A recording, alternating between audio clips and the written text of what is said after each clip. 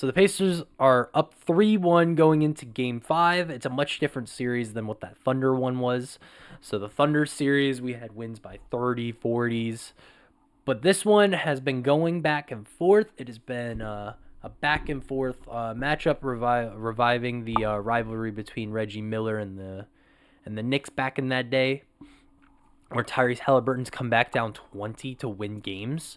It's ridiculous. In overtime, to do the choke thing in Madison Square Garden, it's ridiculous. It's highly entertaining basketball right now. And like I said, I think the Knicks are going to get game 5 in the Garden. But game 6 in Indiana, yeah, no. Pacers got that one in the bag.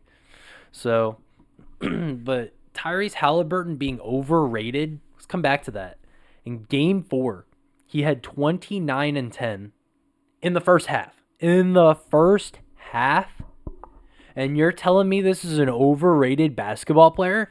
29 and 10 is something you could get in a whole game and it would still be good. Mind that he had 0 turnovers.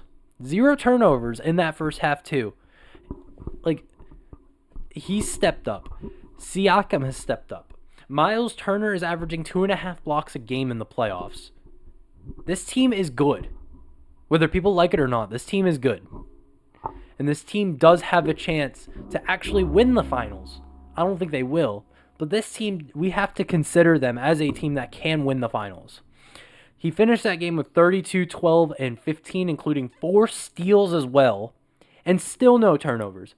So I saw a random stat today that if he was an NFL quarterback, he had thrown 77 passes throughout the game yesterday.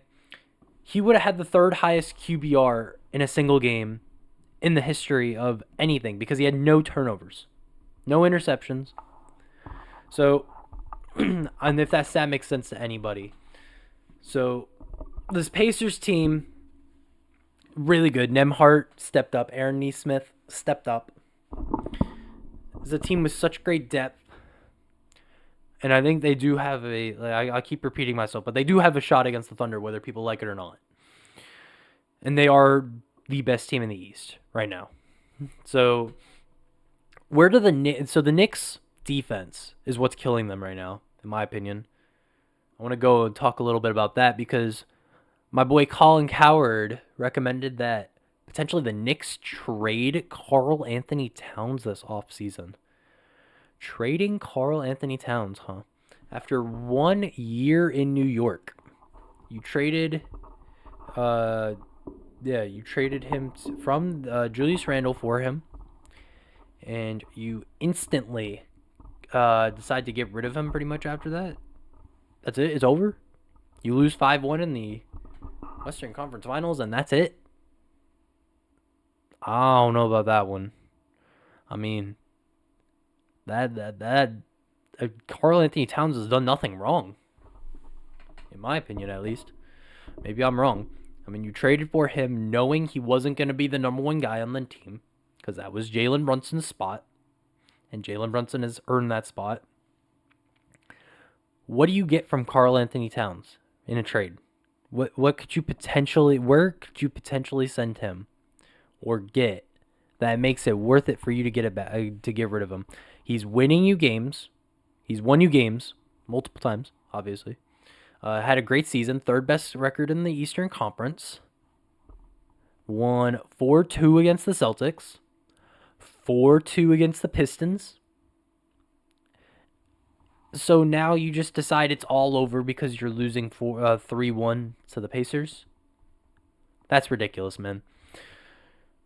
He's won you games. I mean, the big move that obviously wasn't the right one was Mikal Bridges. I don't think Mikal Bridges for 4 first-round picks will ever be justified. NBA trades are crazy nowadays. Comparing that to NFL trade logic, it's ridiculous. It's like Mikal Bridges, George Pickens for like a 3rd-round draft pick versus Mikal Bridges for 4 first-round picks. Imagine trying to explain that to an NFL fan. Or just an NBA fan, just the other way around. It's ridiculous. So, my conclusion on that is that there's no right move for the Knicks this offseason. I mean, They just have to keep. I say just run it back. Just run it back. See what happens. Your team is built to beat the Celtics. The Celtics will not have Jason Tatum next year. Let's try one more time. Let's see what happens. You're likely going to get the same record, if not better. And there's nothing wrong with that. You've given the New York Knicks fans hope over the last few years. They now have a reason to buy tickets at the Garden. They were already selling out the Garden, but after all those years of losing out on Zion, losing out on Kevin Durant, losing out on Kyrie Irving, trading away Kristaps Porzingis, you're just gonna get rid of it all. That hope that they have right now with Karl Anthony Towns. No. Run it back one more time. Give her a shot. Let's see what happens. So, those are kind of my final takes on what's going on in the NBA today. It's kind of a short little recap for you. The Shea earned Western Conference Final MVP. Tyrese Haliburton's going to earn the Eastern Conference one, and then all those overrated takes are going to disappear just like that, and we're all going to pretend like we didn't call him overrated in the first place. It's ridiculous. You all owe him an apology, a formal apology in letter to his house. So, Pacers in 6 in the Eastern Conference Finals. Haliburton wins Eastern Conference Player of the MVP or whatever the heck it's called. And then Thunder in 6 against the Pacers. I think the Thunder are just too good, man.